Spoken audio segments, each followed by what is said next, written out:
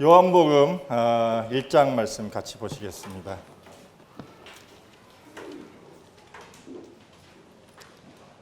1장 35절부터 46절까지 교독하도록 하겠습니다. 저부터 1장 35절 먼저 읽겠습니다. 또 이튿날 요한이 자기 제자 중 두 사람과 함께 섰다가 건의심을 보고 말하되 보라 하나님의 어린 양이로다. 두 제자가 그의 말을 듣고 예수를 따르거늘 예수께서 돌이켜 그 따르는 것을 보시고 물어 이르시되 무엇을 구하느냐 이르되 랍비여 어디 계시오니까 하니 랍비는 번역하면 선생이라. 예수께서 이르시되 와서 보라. 그러므로 그들이 가서 계신 데를 보고 그날 함께 거하니 때가 10시쯤 되었더라. 요한이 말을 듣고 예수를 따르는 두 사람 중 하나는 시몬 베드로의 형제 안드레라. 그가 먼저 자기의 형제 시몬을 찾아 말하되 우리가 메시아를 만났다 하고 메시아는 번역하면 그리스도라. 데리고 예수께로 오니 예수께서 보시고 이르시되 내가 요한의 아들 시몬이니 장차 게바라 하리라 하시니라. 게바는 번역하면 베드로라. 이튿날 예수께서 갈릴리로 나가려 하시다가 빌립을 만나 이르시되 나를 따르라 하시니 빌립은 안드레와 베드로와 한 동네 베세다 사람이라. 빌립이 나다나엘을 찾아 이르되 모세가 율법에 기록하였고 여러 선지자가 기록한 그 일을 우리가 만났으니 요셉의 아들 나사렛 예수니라. 나다나엘이 이르되 나사렛에서 무슨 선한 것이 날 수 있냐. 빌립이 이르되 와서 보라 하니라. 오늘 예수님께서 첫 번째 제자들을 부르시는 장면과 또 예수님의 제자를 또 부르는, 서로가 이렇게 부르는 초청하는 모습을 통해서 말씀을 좀 교제를 하고자 합니다. 재작년 연말에 이제 우리 배영재 결혼식이 있어서 그 중국에 갈 일이 있었어요. 그래서 중국 출장을 주로 자주 다니긴 했었는데 아내를 한 번도 이렇게 같이 가본 적이 없어서 한번 같이 가고 싶다 그렇게 생각이 돼서 마침 아이도 이제 고3 시험도 끝났고 해서 그때쯤 되면 괜찮겠다 싶어서 비행기 티켓팅을 했어요. 근데 아내가 그때 그 발목을 다쳐서 기부스를 하고 있었는데 그때쯤 되면 되지 않을까 생각이 됐는데 의외로 이렇게 더딘 거예요. 낫는 게 더뎌가지고 어떻게 비행기 티켓팅은 해놨고 시간은 다가오는데 발목은 나을 조짐을 잘 안 보이고 어떻게 하나 고민을 하다가 그래도 한번 의사 선생님한테 잘 말씀드려보려 나을 때쯤 다 됐으니까 풀고 가도 되지 않을까 해서 가기 일주일 전에 기부스를 풀었어요. 근데 이제 이게 한 달여를 이렇게 기부스를 하고 있다가 풀면은 재활 운동을 하냐고 한참을 또 보내야지만 되잖아요. 근데 이 재활 운동도 안 하고 걸으려고 하니까 쉽지가 않잖아요. 어쨌든 제 스타일이 직진 스타일이다 보니까 강행군을 해서 아내를 이제 데리고 공항에 갔어요. 그래서 어떻게 하나 하다가 한번 공항 카운터에서 혹시 휠체어를 좀 빌릴 수 있냐고 아내가 지금 발목이 이런데 좀 걸을 수가 없다 그랬더니 공항 그런 서비스가 인지 몰랐는데 장애인 휠체어 서비스 같은 게 있어가지고 그 휠체어에 태운 사람과 보호자는 승무원이 다니는 길로 프리패스를 해가지고 기다리지 않고 그대로 통과해가지고 그거 아세요? 통과해가지고 임미그레이션도 그냥 우선 임미그레이션 하고 짐도 별도로 붙여가지고 중국의 공항에 내렸는데 중국 공항에서도 휠체어를 가지고 직원이 대기하고 있는 거예요. 그래서 사람들은 다 기다리고 있는데 저희만 이렇게 저와 아내만 따로 직원이 이렇게 휠체어를 안에 태우고 이렇게 해가지고 저희를 이렇게 임미그레이션을 가장 먼저 하고 사람들 막 기다리는데 그러지도 않고 나와서 저희가 차 타는 데까지 와서 저희가 차 타는 데까지 와서 계속적으로 기다리다가 저희가 일행들을 만나서 차를 타는 순간까지 해주고 갔어요. 그리고 올 때도 똑같이 그렇게 저희가 아주 편하게 이렇게 왔습니다. 그래서 오면서 야, 이걸 어떻게 좀 앞으로도 이용할 수 있는 방법이 없을까? 그런데 뭐 한 번으로 좋게야죠. 건강하게 더 낫죠. 근데 그렇더라고요. 정말 어떤 일정이 막 어그러질 뻔한 그런 일정이었는데 참 생각지도 못하게 하나님께서 이렇게 준비해 놓으신 그런 상황들을 만나면서 그 은혜를 이렇게 누렸던 기억이 있습니다. 그러면서 참 이거 가서 참 큰일 났다. 가는데도 이러다 발목이 또 도지는 거 아닌가 했는데 오며 가며 아주 그냥 기쁜 마음으로 이렇게 다녀왔습니다. 우리가 창세기 3장에 보면 아담과 하와가 범죄하고 나서 하나님께서 가죽옷을 해입히신 다음에 에덴 동산에서 이렇게 쫓아내십니다. 쫓아내시면서 하시는 말씀이 천사들에게 불칼을 들려가지고 그들이 생명나무의 열매를 따먹지 못하게 이렇게 말씀하셨어요. 그들이 범죄한 상태에서 생명나무의 열매를 먹고 영원히 영생할까봐 내가 염려해서 너희들로 하여금 불칼을 들고 지키게 이렇게 말씀하셨어요. 이 말씀을 통해서 하나님이 무슨 보관이 있으신 게 아닌가 이런 생각을 해봅니다. 하나님이 사람이 영생하는 걸 원하셨지만 범죄한 상태로 영원히 사는 걸 하나님이 원하지 않으신 거예요. 하나님은 사람이 영생하는 걸 원하셨지만 범죄하지 않은 상태, 죄가 없는 상태, 하나님과 관계가 회복된 상태로 영원히 사는 걸 원하셨어요. 그래서 하나님께서 사람이 범죄한 상태로 그 생명나무 열매를 따먹는 것을 허락하지 않으셨습니다. 하나님이 사람에게 이런 계획을 가지고 사람에게 말씀하지 않으셨지만 분명히 하나님은 계획을 가지고 사람에게 그 길들을 예비해 놓으셨어요. 하나님이 참 오랫동안 사람에게 이 약속하셨던 구세주를 보내주셔야 되는데 범죄한 사람이 하나님을 뵙게 됐을 경우에 사람은 그냥 직사하고 맙니다. 죄진 사람이 하나님을 보면 죽게 돼 있습니다. 그러니까 사람이 범죄한 사람이 하나님을 보고도 죽지 않는 방법을 하나님께서 마련해 주셔야만 됐어요. 그게 무엇일까요? 다른 대안이 없어요. 사람이 이 세상의 모든 사람, 에덴 동산을 떠난 아담의 후손들 모든 사람은 죄 가운데 있었기 때문에 그 죄 지은 사람이 하나님을 보고도 죽지 않을 방법을 하나님께서는 준비해 놓으셔야만 됐어요. 그리고 그들이 그 하나님을 만나고 영생할 수 있는 길을 마련해 놓으셔야만 됐어요.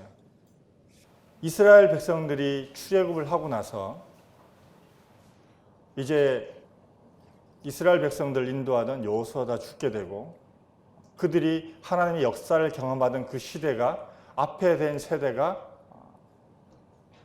다 하나님 곁으로 가고 나서 이들에게 하나님을 경험하지 못한 세대들이 태어나게 되었습니다.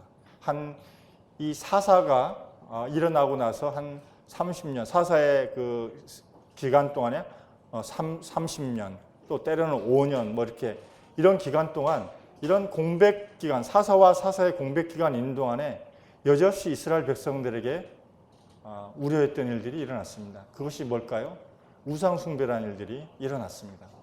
그들이 하나님을 경험하지 못했기 때문에 주변에 있는 세상 사람들의 섬기는 바들을 보게 되고 그들이 어떻게 잘 번성하나, 그들의 자녀들이 어떻게 잘 성장하나, 결혼하나, 그리고 어떻게 그들이 잘 먹고 잘 사나 이런 것들을 보면서 저렇게 하면 되는구나 하면서 그들이 섬기던 우상들을 취하게 됩니다.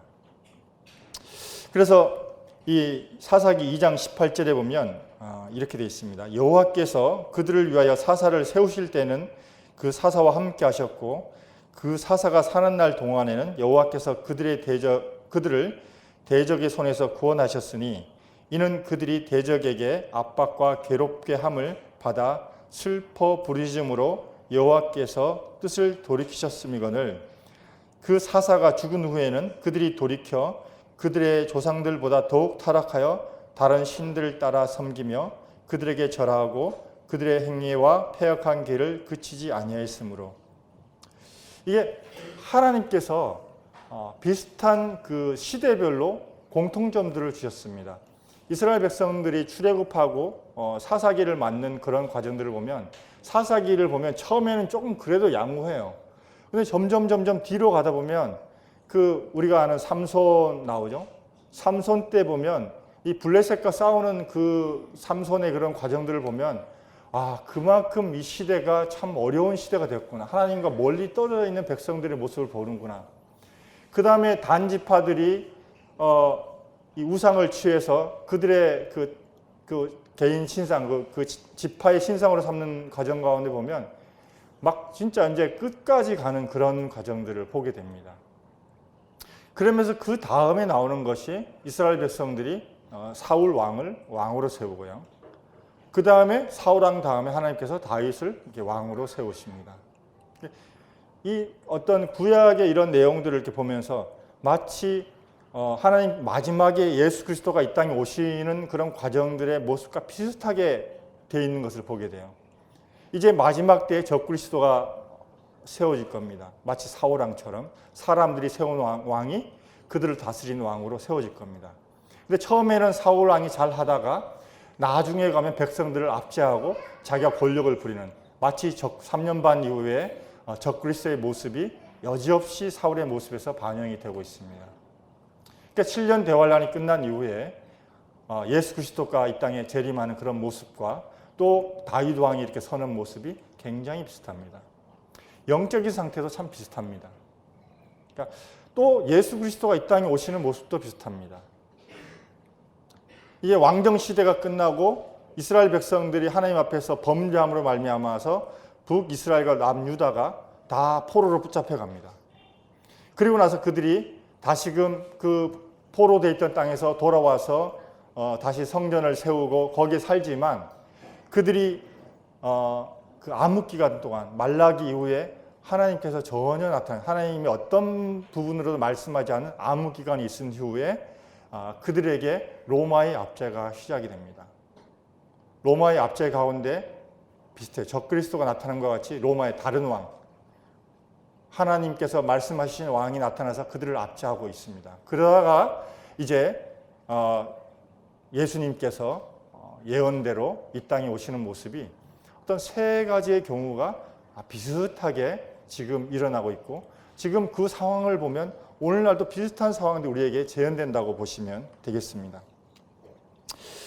이 하나님께서 이스라엘 백성들을 사사시대 때 구원할 양으로 이제 삼손을 주시기로 하셨을 때 삼손의 엄마에게 처음 나타났을 때 삼손을 낳게 될 것과 그가 이스라엘을 구원할 것에서 이렇게 말씀을 하셨지만 이 남편 마노아가 믿지를 못했어요. 그래서 다시 한번 그 만났으면 좋겠다. 그렇게 말씀하신 분을 내가 직접 만났으면 좋겠다. 그래서 만났어요. 만나서 똑같은 예언을 들었어요. 그런데 이 얘기를 듣고 나서 또 그에게 극진하게 음식을 대접을 했습니다. 근데 내가 이걸 먹지 않고 돌에다 놔라. 내가 이것을 하나님께 드리겠다 하면서 하늘에서 불이 내려서 그 재물을 다 불살랐습니다. 그리고 여호와의 사자가 간 이후에 이 삼손의 아버지가 아이고 큰일 났다. 내가 하나님을 봤네. 하나님 사자를 만났네. 어떻게 하지? 나 죽게 된 거 아니야? 나 죽을 것 같아. 그랬더니 이 마누아의 아내가 이렇게 얘기를 합니다. 그의 아내에게 이르되 마누아가 말하는 겁니다. 우리가 하나님을 보았으니 반드시 죽으리로다 하니 그의 아내가 그에게 이르되 여호와께서 우리를 죽이려 하셨더라면 우리 손에서 번제와 소제를 받지 아니하셨을 것이요 이 모든 일을 보지 아니하셨을 것이며 이제 이런 말씀도 우리에게 이르지 아니하셨으리이다 하였더라. 하나님께서 정말 우리를 죽일 양이었으면 우리에게 번제와 소제를 받으셨겠습니까? 하나님 분명히 우리를 통해서 우리 부부를 통해서 이스라엘 구원자를 보내주실 그럴 마음이셨기 때문에 우리에게 나타나셨고 우리의 번제를 받지 않으셨겠습니까? 걱정하지 마십시오. 이렇게 아내가 이렇게 남편에게 얘기를 하고 있습니다. 우리가 예수님을 믿고 나서 어려움이 참 많잖아요. 저한테도 어려움이 참 많습니다. 어려움이 많은데 혹시나 마음속에 그런 생각 안 해보셨어요? 내가 예수님을 괜히 믿은 거 아니야? 내가 왜 믿었지? 조금 더 있다가 믿을 걸. 나 예수님 믿는 거 좀 지연시켰으면 왜 이렇게 빨리 믿어가지고 내가 이렇게 고생을 하지? 죽기 바로 직전에 딱 믿으면 얼마나 좋아? 뭐 그런 생각. 내가 사업을 해야 되는데 막 좀 이렇게 술수도 쓰고 막 그래야 되는데 예수 믿는 것 때문에 그렇게 해도 하지 못하고 정직하게 해야 되니까 어떻게 해야 돼? 직장 생활 하는데 주변 상사들이 야, 술 한잔 해. 남자가 직장 생활하면 술 한잔 해야지. 그렇게 어떻게 영업을 해요? 업체 사람들하고 사귀려면 좀 융통성을 발휘해야지. 그런 말을 들을 때마다 내가 좀 이걸 좀 늦게 믿었으면 뭐 어땠을까? 아니면 학교에서도 그러잖아요. 대학교 MT 가도 그러잖아요. 학생들. 요즘도 뭐 그런 것 같은데 선배들이 권하잖아요. 한잔 해. 우리가 친해지려면 다 이런 분위기 속에 익숙해져야 되는 거야. 뭐 그러면서 그러잖아요. 그래서 그때 이렇게 왕따당하고 외면당하는 그런 상황들 얼마나 우리 청년 형제자매들 괴롭습니까? 그냥 이거 한 잔 마셔버려? 뭐 그러면서 내가 정말 이렇게 왕따당할 만큼 정말 이렇게 사람이 좀 모자라고 그런 사람이 아닌데 왜 내가 예수 믿는 것 때문에 사람들한테 이렇게 마치 바보처럼 취급을 당해야 돼? 막 그러잖아요. 근데 하나님께서 우리를 이렇게 구원하신 것은 마치 이 삼손의 엄마가 이 남편에게 얘기한 것처럼 하나님께서 보관이 있으셨기 때문에 우리를 이렇게 구원하신 거라고 말씀하시고 우리를 받으셨고 우리를 이때에 우리를 가장 합당한 때 우리를 구원하셨다고 이렇게 말씀하시는 것입니다. 하나님께서 이 사람에게 사람이 살아계신 하나님을 뵈도 죽지 않을 수 있는 방법을 하나님께서 준비해 놓으셨는데 이것이 바로 하나님께서 사람의 모습으로 오시는 것이었어요. 죄인된 모습으로 오시는 것이었어요. 그래야지 죄인된 사람이 하나님을 보고도 죽지 않게 하셨어요. 제가 요즘 이렇게 생각이 되는 것은 이 예수 그리스도의 십자가를 생각하며 생각이 되는 것은 사람의 죄가 이렇게 컸나? 사람의 죄가 얼마나 크길래 창조주 하나님이 십자가에 못 박힐 정도로 큰 죄를 졌나? 창조주 하나님이 십자가에 못 박히지 않고는 내 죄가 도저히 갚아질 수 없는 죄이기 때문에 그분께서 창조주 하나님께 십자가에 못 박히셨나? 이사야서 53장 5절에 보면 그가 찔림은 우리의 허물 때문이요 그가 상함은 우리의 죄악 때문이라 그가 징계를 받음으로 우리는 평화를 누리고 그가 채찍에 맞음으로 우리는 나음을 받았다. 예수님이 그냥 죄인 코스프레하고 죄인인 척하고 연극해서 돌아가신 것이 아니라 하나님이 예수님을 징계하셨다고 말씀이 이렇게 나와 있습니다. 정말 가장 흉악한 죄인으로 취급하시고 세상 모든 죄를 진 그런 죄인으로 보시고 예수님을 징계하셨다고 말씀하고 있어요. 내가 받아야 될 이 징계를 야 아들아 내가 사랑하는데 그냥 너 적당히 그냥 십자가에서 죽는 신용만 하고 내가 최소한 너 고통을 경감시켜서 죽음만 주면 내가 3일 후에 살리겠다 이렇게 하지 않으시고 십자가에 달린 두 강도는 달려있는 동안 죽지 않았어요. 그런데 이 아들 예수님만 징계 때문에 그 시간을 참지 못하고 다른 사람들 두 죄인의 다리를 꺾으러 갔을 때 이미 그분은 돌아가셨을 정도로 하나님 앞에서 징계를 받으셔야만 됐어요. 사람이 죄가 얼마나 심각한 죄길래 하나님께서 그 독생자 아들에게 모든 죄를 다 쏟으셔가지고 그 아들을 징계하셨다는 것입니다. 내 죄가 얼마나 크길래 그분께서 그렇게 하셨냐는 거예요. 두 번째는 창조주 하나님께서 우리를 사실 때 자신의 생명을 들여서 우리를 사셨습니다. 나를 사셨습니다. 여기서 두 가지 가정을 해볼 수 있습니다. 첫 번째는 예수님이 물건값을 계산을 잘못하셨거나 아니면 내 자신이 내가 생각하는 것보다 훨씬 더 가치로운 존재이거나 둘 중에 하나입니다. 70억 명 중에 한 사람, 나 그렇게 뭐 가치가 있어 보이지 않습니다. 내 자신에게 가치를 먹여 보인다면 절대 예수님이 죽을 수가 없어요. 창조주 하나님이 어떻게 죽어요, 나 대신에. 제 가치를 어떻게 창조주 하나님과 바꿀 수 있습니까? 근데 중요한 것은 하나님이 나보다 더 똑똑하시다는 것이죠. 나보다 더 계산을 잘 하신다는 것이죠. 나는 나 자신에 대해서 값을 매길 때 도저히 나는 그런 값을 매길 가치가 없습니다라고 나는 얘기할 수밖에 없지만 나보다 더 똑똑하신 하나님께서 그렇게 말씀하시지 않은 거예요.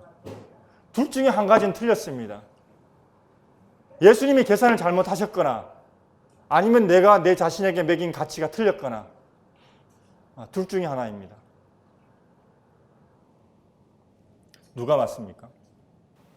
제가 계산을 잘못하고 있는 거예요. 제가 제 자신에 대해서 가치를 매고 있는 거 제가 틀린 거더라고요.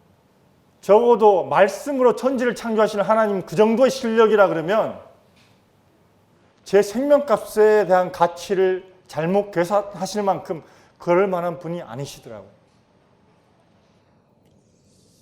그래서 이 생각을 하면서 천국에 가면 내가 정말 깜짝 놀랄 일이 있겠구나. 내 가치가 이런 정도였어. 야, 내가 정말 이 땅에서 예수님이 매긴 가치를 정말 요만큼이라도 내가 알았다면 내가 이렇게 살았을까? 그런 후회를 할 것 같은 생각이 들어요. 예수님이 요한복음 1장에서 이 침례 요한의 제자들에게 예수님 어디에 계십니까? 이렇게 침례 요한의 제자들이 물었을 때 와서 보라 이렇게 말씀하십니다. 이 보라는 말씀이 두 번이나 이렇게 반복이 되어 있습니다. 확인하고 확인하라 이런 뜻입니다. 내가 있는 곳을 와서 보고 또 확인해라. 여기 보면 이 침례 요한의 두 제자들이 와서 그것을 예수님이 계신 곳을 보고 나서 그날 함께 거했다라고 하는데 그들이 정착했다 이렇게 나와 있습니다. 그들이 구세주를 뵙고 나서 다시 침례 요한의 제자로 돌아간 것이 아니라 예수님의 제자로 이제 그들이 스승을 바꾼 것을 성경에서 이렇게 기록을 하고 있습니다. 그리고 41절에 보면 그들이 정착한 이유에 대해서 나와 있습니다. 우리가 메시아를 만났다. 침례 요한의 제자들이 바로 스승이 그들의 스승 침례 요한이 말했던 보라 세상 죄를 지고 가는 하나님의 어린 양이다. 저분이 하나님의 어린 양이다. 라고 하는 그 증거를 가지고 예수님이 계신 곳에 와서 그분이 하나님께서 보내신 참 구세주인 것을 알아보았습니다. 그래서 그들이 자기 형제에게 우리가 메시아를 만났다. 이렇게 증거하고 있는 것입니다. 그들의 첫 번째 전도의 말은 내가 메시아를 만났다.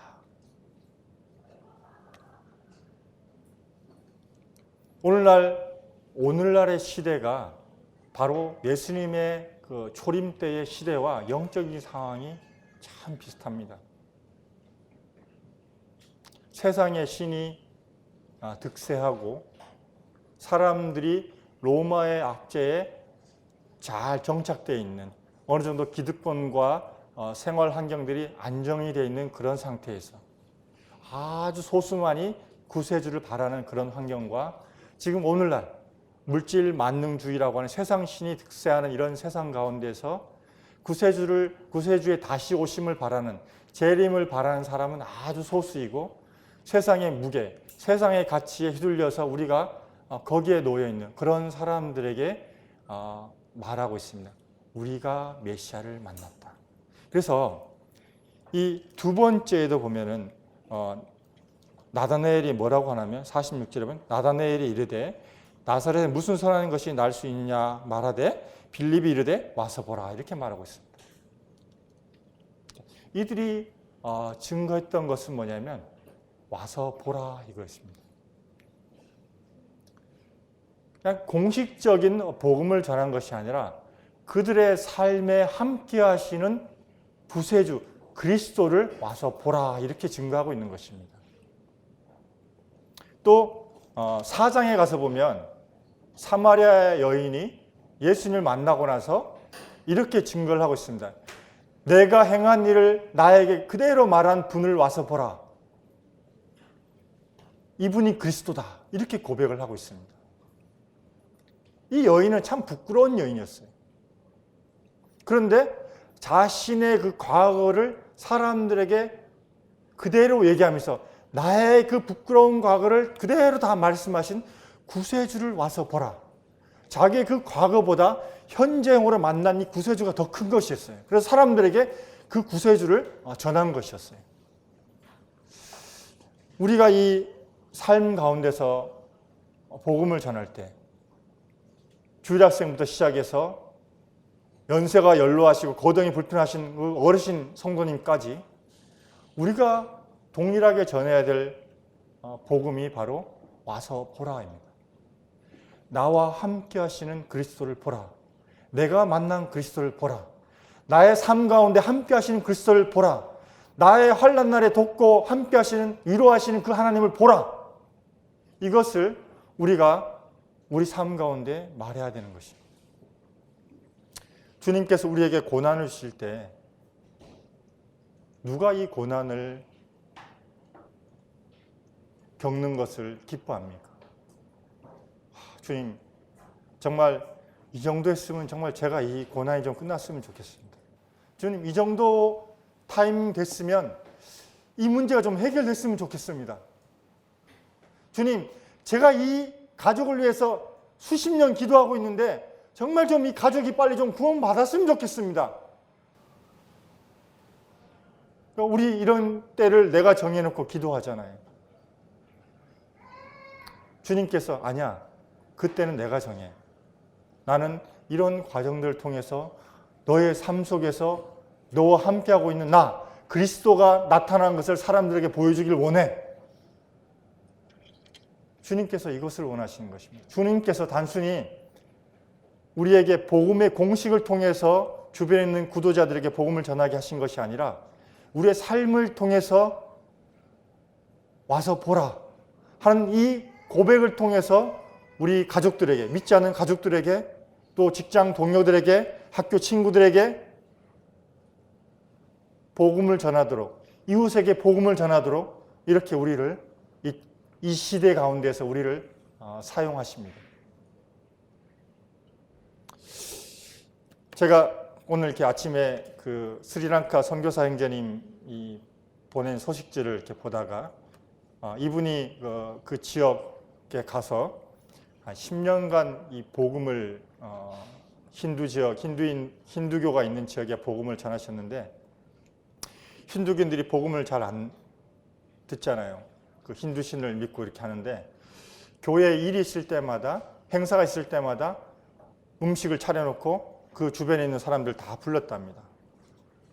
와서 밥 먹고 가라고.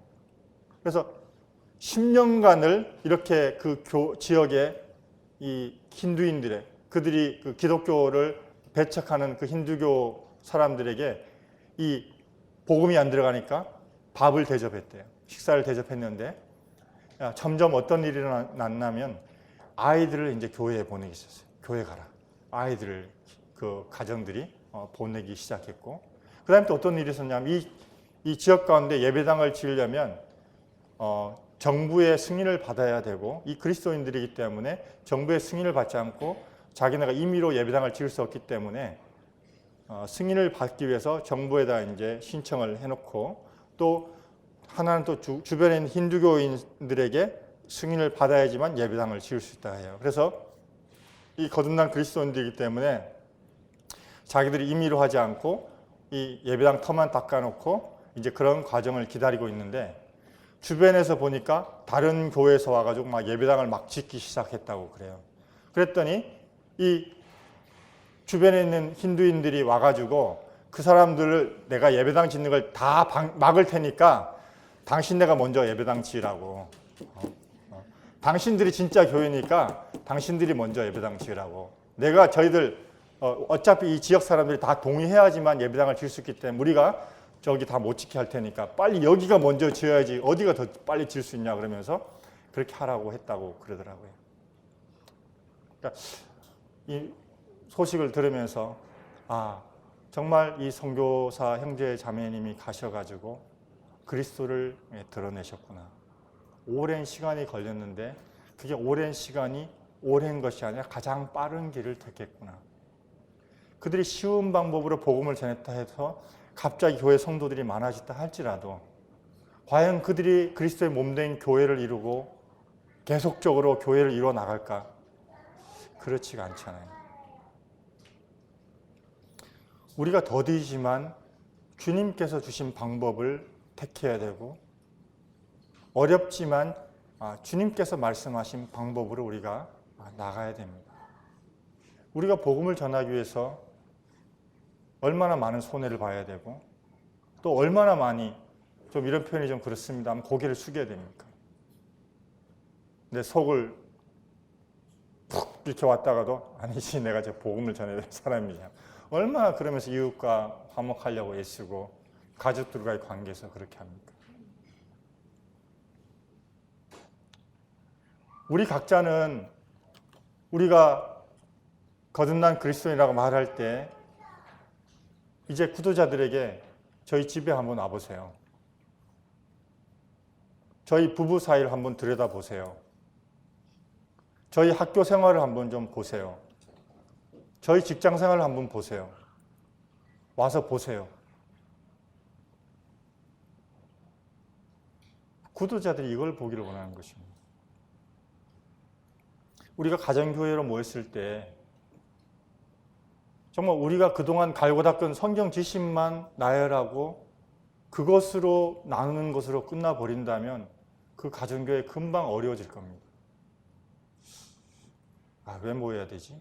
모이라 해서 모이기는 모이는데 이게 너무 의무감인 것 같아요. 그런데 이 가정교회로 모였을 때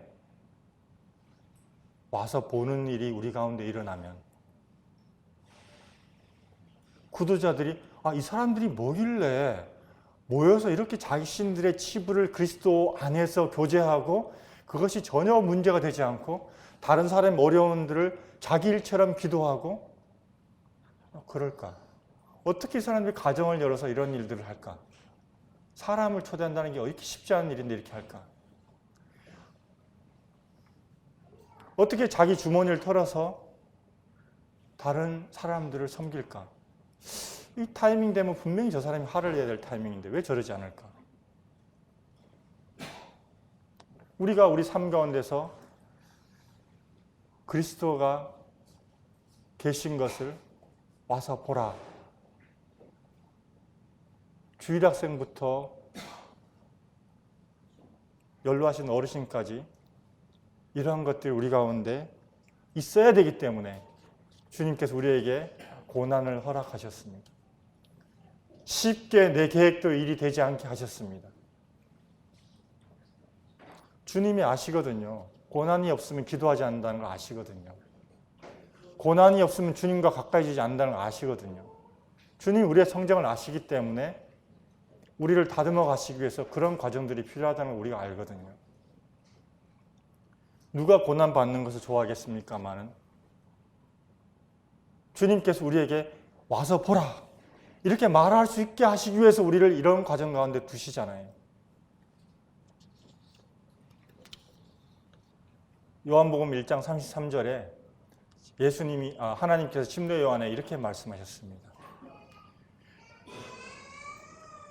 그분이 구세주인데 누군지는 알지 못하지만 너가 하나님이 모른다는 게 아니고 너는 알지 못하지만 너한테 와서 침례를 받을 때 그분의 머리 위에 성령이 임하는 것을 본 그 사람이 구세주다라고 이렇게 하나님께서 침례 요한에게 말씀하셨습니다.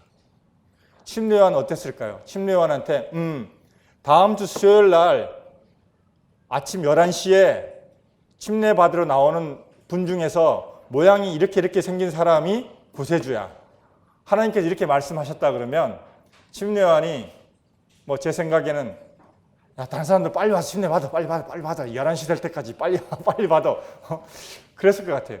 11시 되면 중요한 분이 나타나니까 난 이분이 중요해. 이분을 만나야 되니까 빨리 해. 이렇게 했을 수도 있을 것 같다는 생각이 들었어요. 근데 침례요한에게 그 시간과 그분이 누구인지를 말씀하시지 않았어요.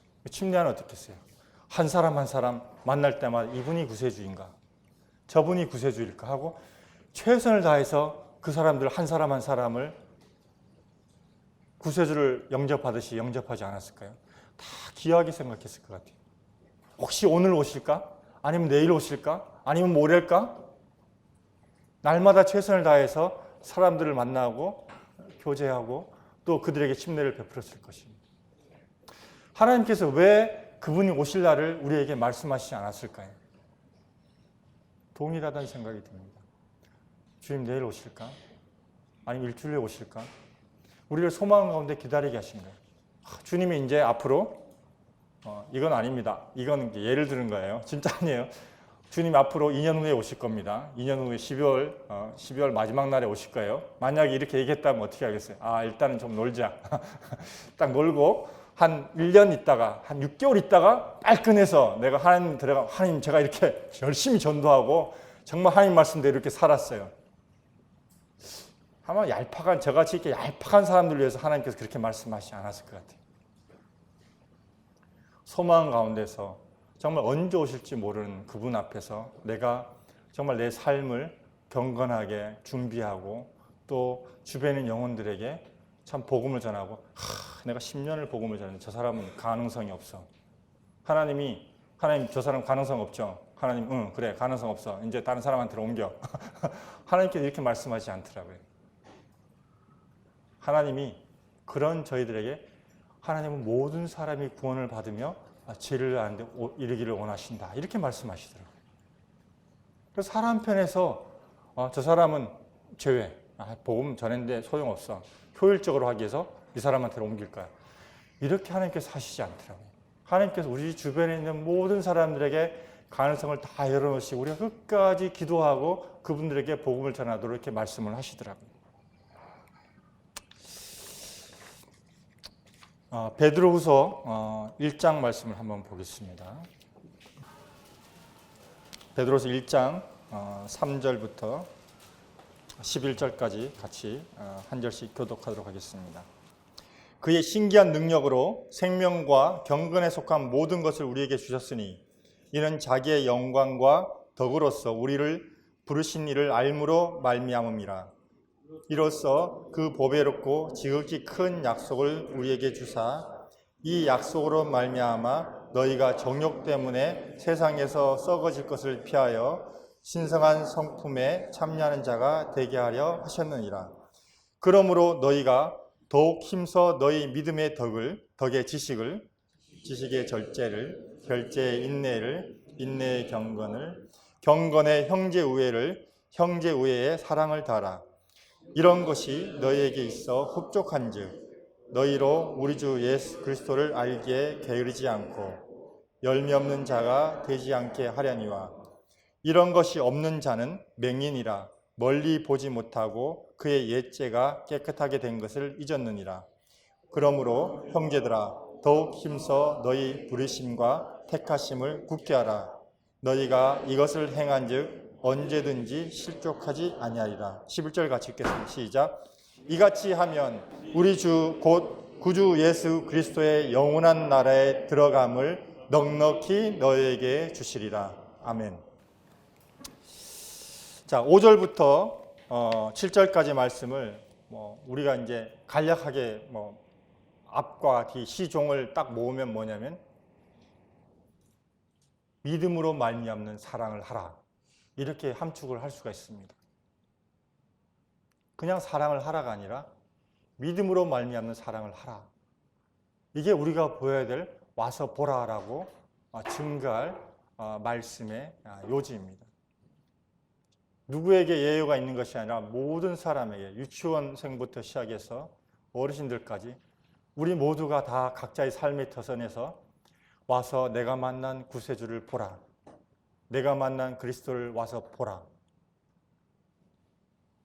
저와 우리 성도님 모두가 이렇게 제가 살고 있는 것을 와서 한번 보십시오.